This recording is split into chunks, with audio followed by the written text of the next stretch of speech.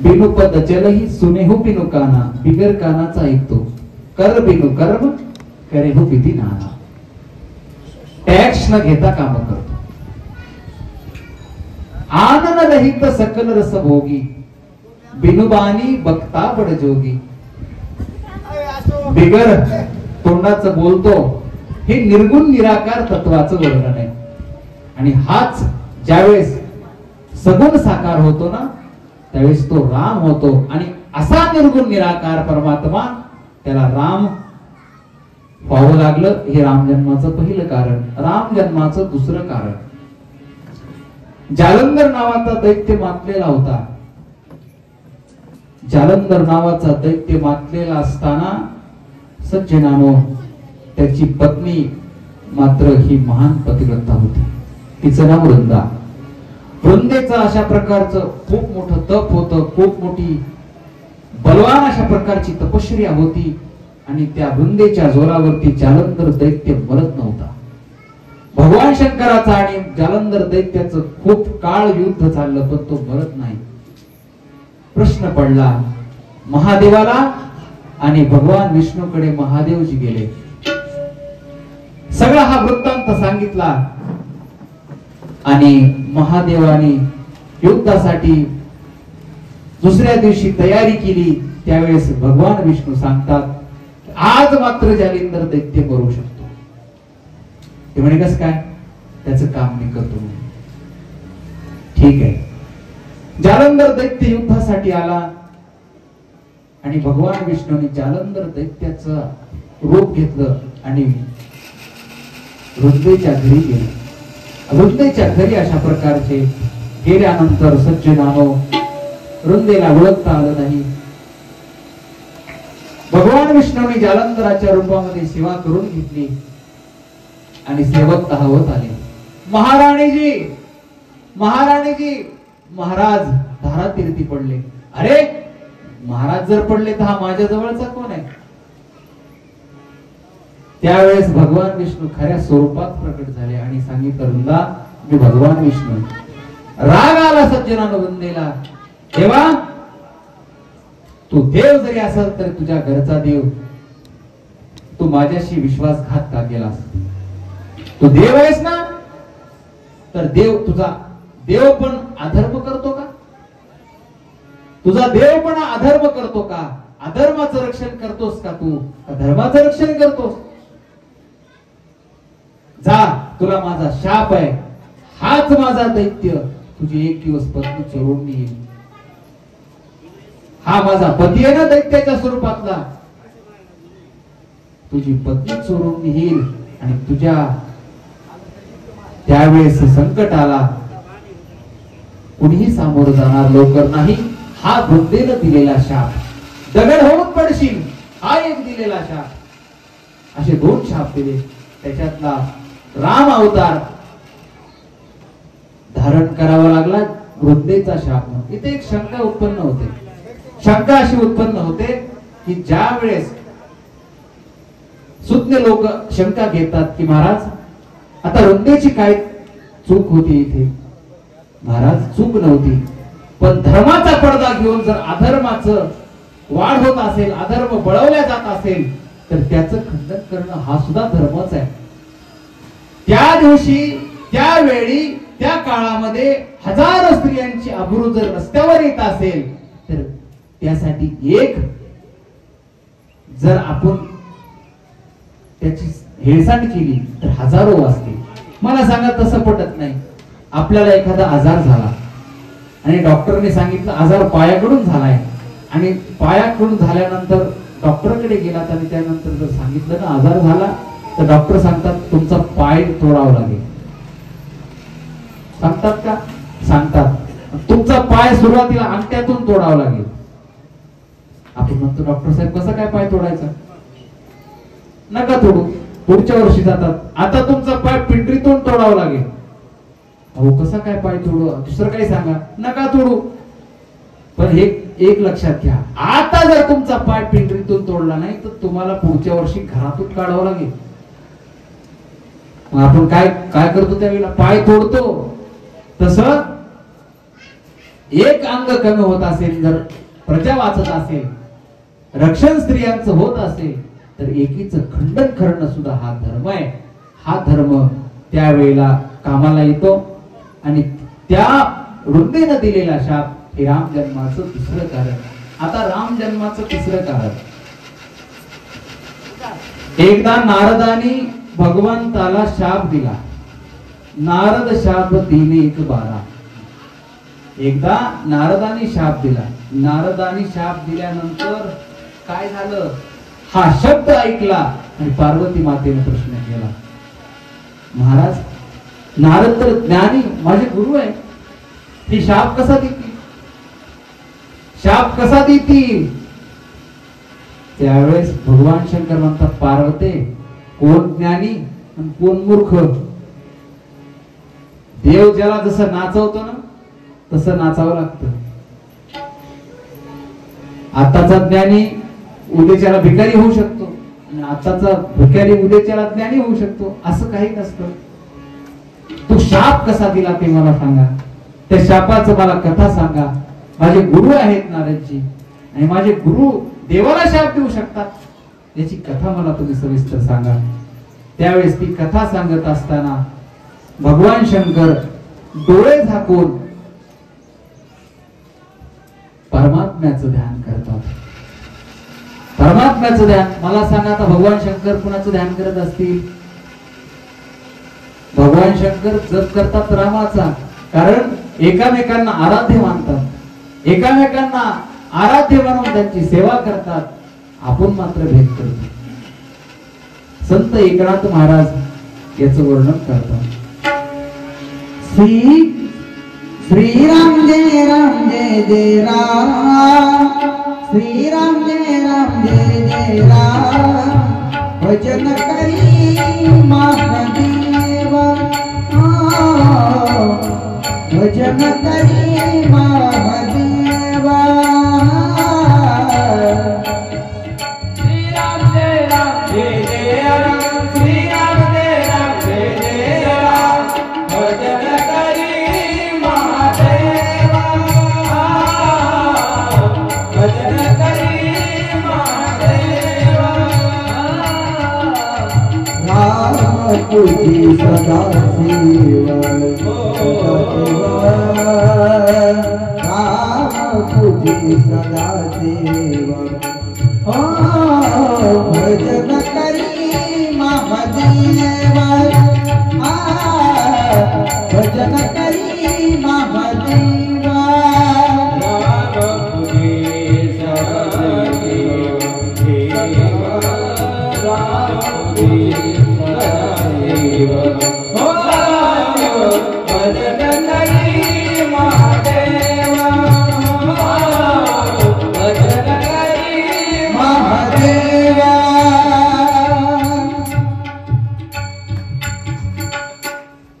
नारदाला दिलेला शाप याचं कारण सांगत असताना डोळे झाकून चिंतन करतात आणि सांगतात, पार्वते नारद शाप 3:1:12. नारदानी देवाला शाप दिला. कसा दिला, एकदा फिरत फिरत फिरत नारदजी हिमालयामध्ये गेले. हिमालयामध्ये नारदजी गेल्यानंतर सुंदर अशा प्रकारचं वातावरण पाहिलं, मंगल वातावरण बघितलं. शीतल वायू, मंद अशा प्रकारच्या झुळझुळ झुळझुळ वारा वाहतो, हिरवीगार अशा प्रकारची वनराई, अशा प्रकारचं सुंदर वातावरण बघितलं आणि असं वाटलं इथे बसावं. आणि बसल्या बसल्या सज्जनांना समाधी लागली. समाधी लागली.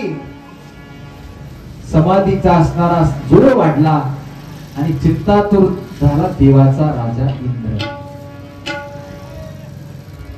पहिला इंद्र घाबरतो. इंद्र का घाबरतो, घाबरतात तीच माणसं सज्जनानो जे धन अनितीने मिळवतात. हे देवांना फसवून अमृत प्याले होते, अनितीने मिळवलेला अमृत प्याले होते, म्हणून थोडी जरी कोणी तपश्चर्या केली तरी हे घाबरत होते. का, यांची पुढची जाण्याची शक्यता, म्हणून हे घाबरत होते. चिंतातूर झाला इंद्र आणि त्या इंद्राने कामदेवाला पाचारण करून नारदाची समाधी उत्थान करण्याचं सांगितलं. नारदाची उत्थान करण्यासाठी समाधी कामदेवाला आणि कामदेवानी सज्जनानो प्रयत्न करूनही नारदाची समाधी भंग झाली नाही. अपमानित होऊन अशा प्रकारचा कामदेव परत इंद्राकडे गेला आणि इंद्राला सांगितलं, इंद्रा तुझं काम आणि तू, मला काही समाधी भंग नारदाची होत नाही.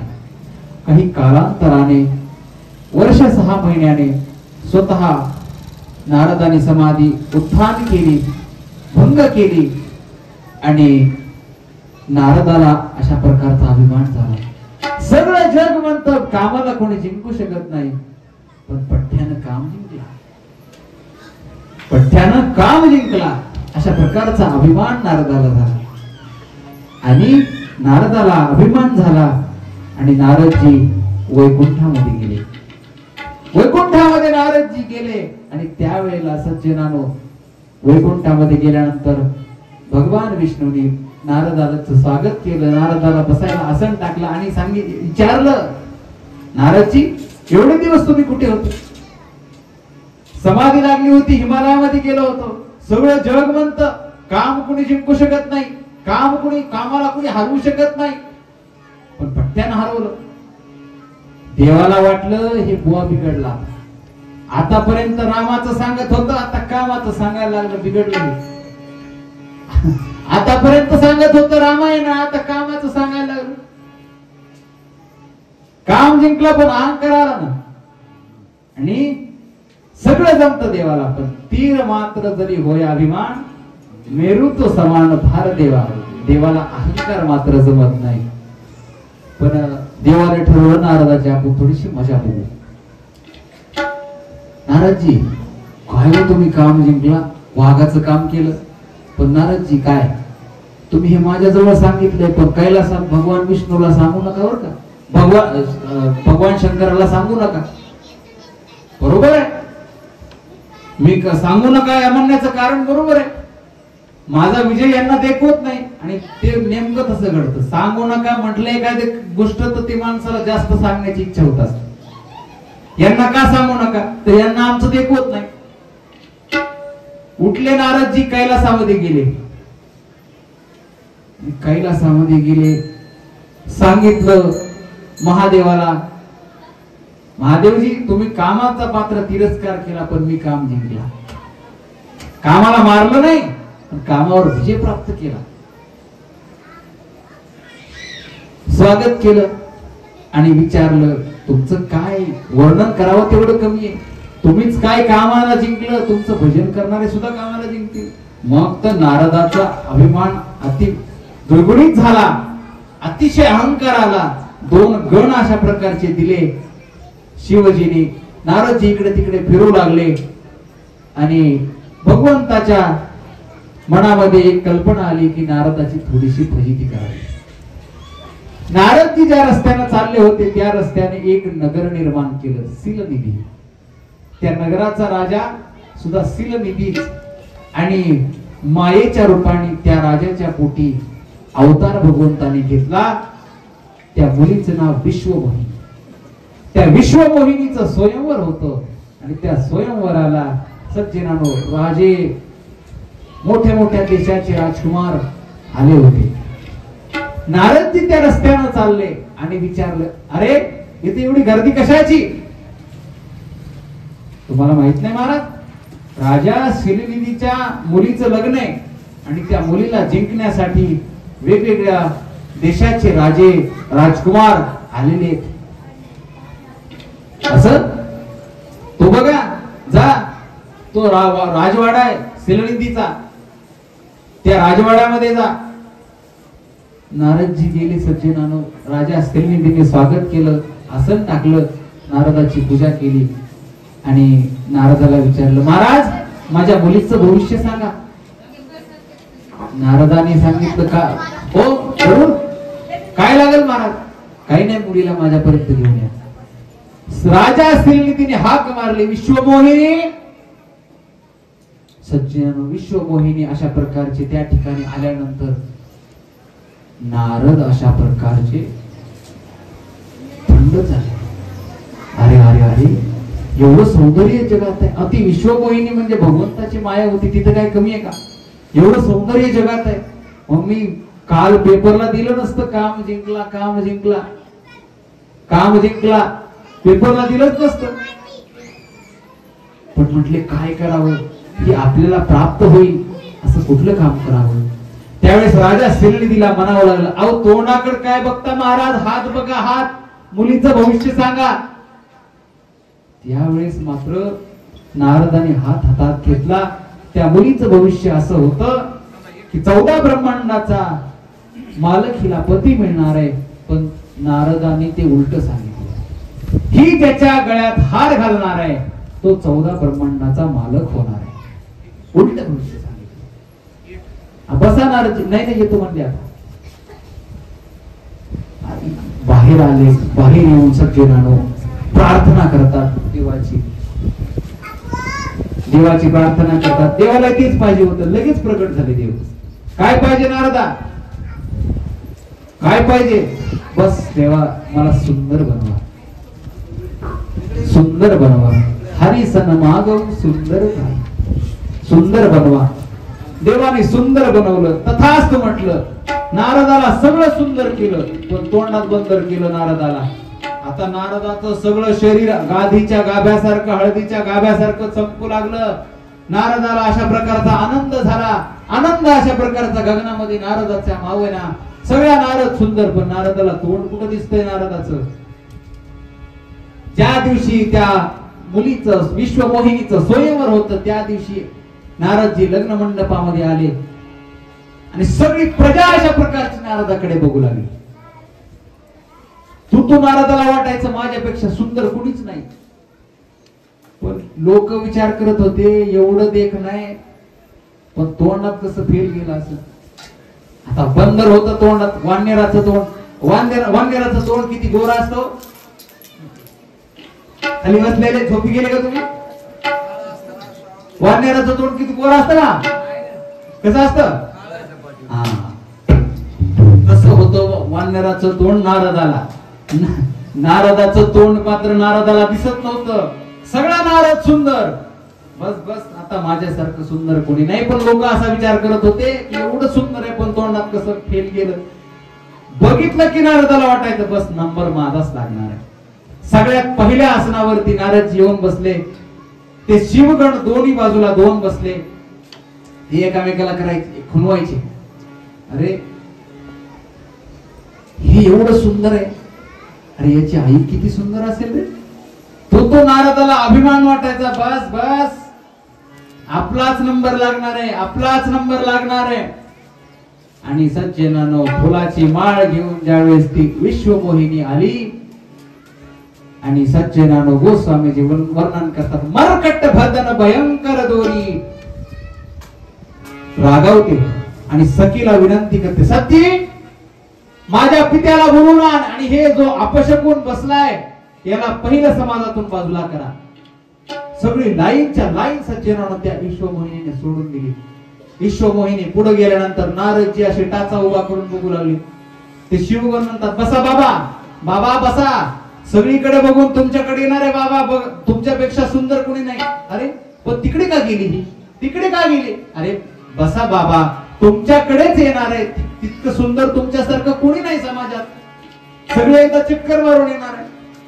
ही लाईन ती लाईन ती लाईन सज्जनानो सगळ्या लाईन मध्ये विश्वमोहिनी फिरली. शेवटच्या लाईन मध्ये शेवटच्या आसनावरती भगवान परमात्मा राजकुमाराच्या वेशामध्ये बसले होते. त्यांच्या गळ्यामध्ये माळा टाकली आणि माळा टाकून सज्जनानो त्या वेळेला विश्वमोहिनीला घेऊन जातात. दुल्हन ले गे लक्ष्मी निवासा, दुल्हन ले गे लक्ष्मी निवासा, लक्ष्मी निवासा, दुल्हन ले गे लक्ष्मी निवासा, दुल्हन ले गे लक्ष्मी निवासा, दुल्हन ले गे लक्ष्मी निवासा, दुल्हन ले गे लक्ष्मी निवासा, दुल्हन ले गे लक्ष्मी निवासा. समाज भयावो निवासा, रूप समाज भयावो निवासा, दुल्हन ले गे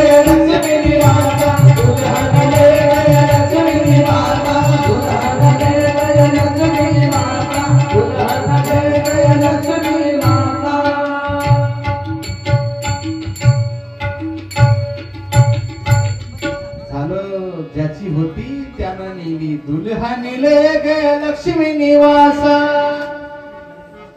घेऊन जात असतात. इकडे नारदाची दशा. अरे चली गई वो, चली गई. बाबा आमच्या सारख्याचा नंबर लागला नाही त्याचं वाईट वाटत नाही, पण तुमच्या सारख्या देखण्याचा नंबर लागला नाही म्हणजे कमाल किरीन त्या पोरीनं. त्यावेळेस नारदजीला राग येतो. जाऊ द्या, तिला का रूपाची पारख आहे का? बाबा तिला नसू द्या रूपाची पारख, पण तुम्ही तुमचं तोंड बघितलं का आरशात? मुझे दर्पण की बात कह रहे हो? जाऊ तुम निशाचर हो पापी तुम दो, तुम्ही राक्षस व्हाल. त्या दोन गणांना शाप दिला आणि मला आरसा बघायला सांगता? सज्जनानो लट लट कापू लागले नारदजी. रागानं क्रोधायमान झाले. आता त्यावेळेस आरशे नव्हते त्या काळामध्ये. मग कुठे जाऊ? अरण्यामध्ये आले. एक सुंदर निर्मळ पाण्याचं सरोवर बघितलं आणि त्या पाण्यामध्ये तोंड बघितलं. धक्का बसला. बापरे, असं का झालं असावं? माझ्यासोबत छळ हा देवानं का केला असावा? म्हणून योगायोग त्याच रस्त्याने विश्वमोहिनीला घेऊन भगवान विष्णू येत होते. रथामध्ये एका मांडीवर लक्ष्मी, एका मांडीवर विश्वमोहिनी घेऊन येतात आणि रथाच्या दांड्या ते नारदजी पकडतात. तेव्हा का मला एका बाईसाठी तरमाळायला लावलंस? का केलंस माझ्यासोबत हा छळ? देवा माझा शाप आहे तुला. तुलाही एक दिवस एका स्त्रीसाठी रडावं लागेल आणि हेच वानराचं तोंड तुला सहकार्य करेल. हा दिलेला शाप राम अवतारामध्ये सीतेची चोरी अशा प्रकारची रावणाने केली आणि सीता वियोग घडला. रामाला हे नारदाने दिलेला शाप आहे. हेच तोंड तुला वानराचं सहकार्य करीन म्हणून सर्व वानर सेना सीतेची सोडवणूक करण्यासाठी सहकार्य करायला आली होती. हे राम जन्माचं तिसरं कारण. आता राम जन्माचं चौथं कारण स्वयंभू म्हणून शतरूपा या दाम्पत्याने 23,000 वर्ष तपश्चर्या केली होती. 23,000 वर्षाने प्रसन्न झाले भगवान विष्णू आणि विचारलं काय पाहिजे? काही नाही देवा, आम्हाला तुमच्यासारखा पुत्र पाहिजे. आता माझ्यासारखा मीच आहे, मीच तुमच्या पोटी जन्माला येईल. म्हणून यांचा वर पूर्ण करण्यासाठी स्वयंभू म्हणू आणि शत्रुपा राणी हे दशरथ कौशल्या झाले आणि त्यांच्या पोटी साक्षात भगवान विष्णूंनी रामाच्या रूपाने अवतार घेतला. हे राम जन्माचं चौथं कारण. आता राम जन्माचं पाचवं कारण. धावत्या वेगामध्ये आपल्याला मी हे कारण सांगून आपल्याला आज राम जन्म साजरा करायचा आहे. राम जन्माची कथा हे जे कारण आहे ना, हे सांगायला करेक्ट 3 तास लागतात. तेवढे वेळ आपल्याकडे शिल्लक नाही. म्हणून आपल्याला धावत्या वेगामध्ये मी कथाभाग सोडत नाही, फक्त संक्षिप्त शब्दामध्ये तुम्हाला ही कथेचा भाग सांगतो. आपल्याकडे वेळेचं बंधन आहे. काल आपल्याला ही कथा शिव पार्वती विवाहापर्यंत जायला हवी होती. मग कथा आपल्याला ती विस्ताराने सांगता आली असती. असो, सज्जनानो, राम जन्माचं पाचवं कारण. सत्यकेतू नावाचा राजा, त्याला 2 मुलं, प्रताप भाणू आणि हरिमर्दन. हे 2 मुलं. सत्यकेतू राजाने सगळं जग जिंकलं. सगळ्या राज्य लोकांचं राज्य जिंकून आपलं स्वतःच राज्य प्रस्थापित केलं. इकडे लक्ष द्या. लेकराला थोडं शांत बसवा, तुम्हाला ऐकायला त्रास होणार नाही. ते लेकर तिकडे कालवा केला का मला तिकडे लक्ष जात. छोट्या छोट्या लेकरांना जवळ घेऊन शांत बसवा. प्रताप भानू आणि सत्यकेतू यांनी सगळं जग जिंकलं. सत्यकेतू मरण पावला आणि प्रताप भानूचं राज्य होतं. प्रताप भानू एक दिवस जंगलामध्ये जात असताना सज्जनानो प्रधानाला सोबत घेतलं. प्रधानाला सोबत घेऊन अशा प्रकारचा प्रताप भानू जातोय. खूप लांब प्रकारचा शिकारीला सज्जनानो तो प्रताप भानू गेला. अरण्यामध्ये गेल्यानंतर खूप तहान लागली आणि तहान लागल्यानंतर सज्जनानो कुठेही पाण्याचा तपास नाही. पाणी पिण्यासाठी प्राण कासावीस झाला. एका भयान जंगलामध्ये एक पर्णकुटी दिसली. दिवा जळत असलेला दिसला आणि त्या दिव्याच्या प्रकाशामध्ये प्रताप भानू त्या ठिकाणी गेला. आणि प्रताप भानू त्या ठिकाणी गेल्यानंतर सज्जनानो त्या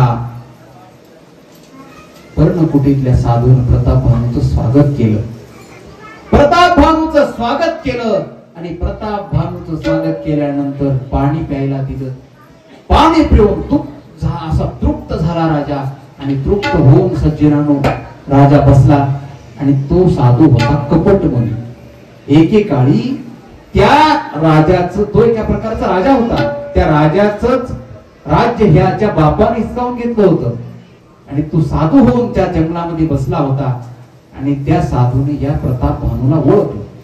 आणि ओळखल्यानंतर सज्जनानं सांगितलं, तू प्रताप भानू आहेस, तुझ्या वडिलांचं नाव सत्यकेतू आहे, तू असा असा सम्राट आहेस. बापरे, माझं राज्य किती लांब, माझं नगर किती लांब, आणि हे साधू तंतोतंत माझ्या नावासहित सांगतात. किती महान साधू असले पाहिजे. आणि त्या साधू बद्दल ज्यावेळेस त्या प्रताप भानूने विचारलं, मेरा नाम एक तनु नाम इसलिए है कि मेरा जन्म ना हुआ, ब्रह्मा ने जब सृष्टि पैदा की थी तब सबसे पहले मुझे पैदा किया था, तब से मुझे शरीर नहीं बदलना पड़ा करके मेरा नाम एक तनु. माझा जन्म ज्यावेळेस झाला सगळ्यात अगोदर मला देवानं निर्माण केलं, असा तो कपटमुनी सांगतो. महाराज, मला तुम्हाला गुरु करायचंय. ठीक आहे, तुला गुरु माझा मंत्र देतो, गुरुदक्षिणा दे. गुरुदक्षिणा देतो राजा. आणि राजा एक प्रश्न विचारतो, महाराज, माझं राज्य चंद्र सूर्य आहे तोपर्यंत राहावं अशी माझी इच्छा, यासाठी काय करू? त्यासाठी एकच कर राजा, हा कपटमुनी सांगतो. सगळ्या ब्राह्मणांना आमंत्रण दे, त्यांना जीव घाल, त्यांना दक्षिणा दे, पण एक काम कर, त्यांच्या जेवणाच्या स्वयंपाकाची सोय माझ्याकडे दे. ठीक आहे, तो आता आराम कर. आराम करत असलेला राजा कालकेतू नावाचा दैत्य रात्री झोपेत त्या राजाला त्याच्या नगरामध्ये पोहोचवतो. राजा प्रताप भानूची श्रद्धा आणखीन वाढते की एवढा लांब मी गेलेलो असताना योग सामर्थ्याने माझ्या गुरुने माझ्या जंगलामधून मला माझ्या नगरात आणून दिलं.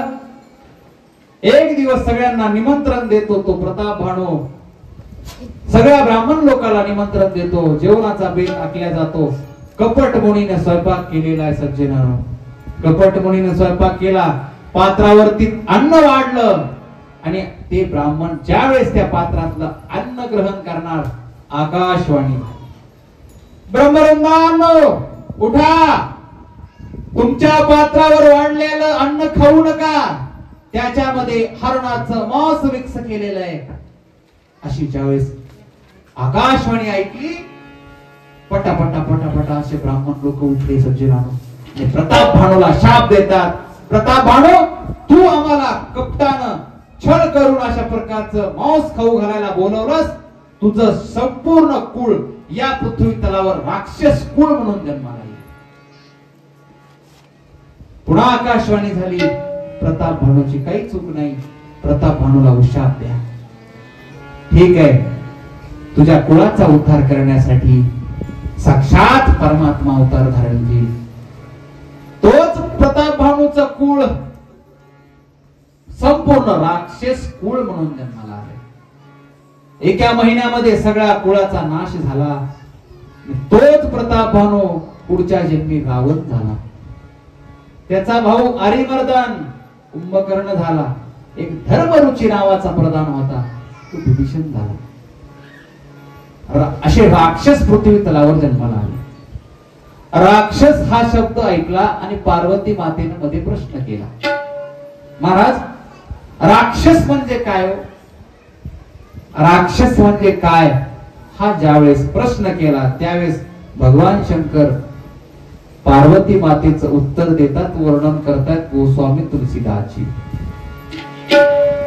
बाड़े खल बहु चोर दिवारा लंबट परधन परदारा मानही मातो पितन देवा साधुन सन करवावहि सेवा जिनके इह आचरण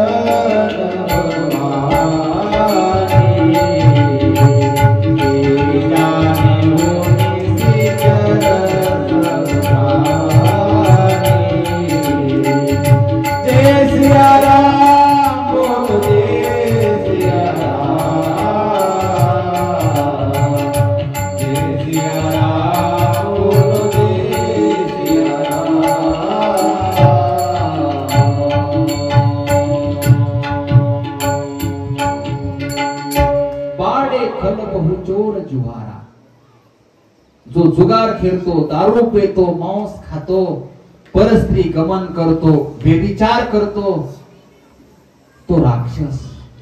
जिनके यह आचरण भवानी ते जानहु निशिचर सब प्राणी। हे राक्षस। राक्षस म्हणजे काय? जो खोटं बोलतो, जुगार खेळतो, दारू पितो, माय बापाला मानत नाही, बाप असं भावा बहिणीला मानत नाही, नातं गोत बघत नाही, कुणाचीच त्याला दयामाया येत नाही, तो राक्षस। मानही मातु पितानेही देवा, साधू संताला मानत नाही, साधून सत्कर्मावही सेवा।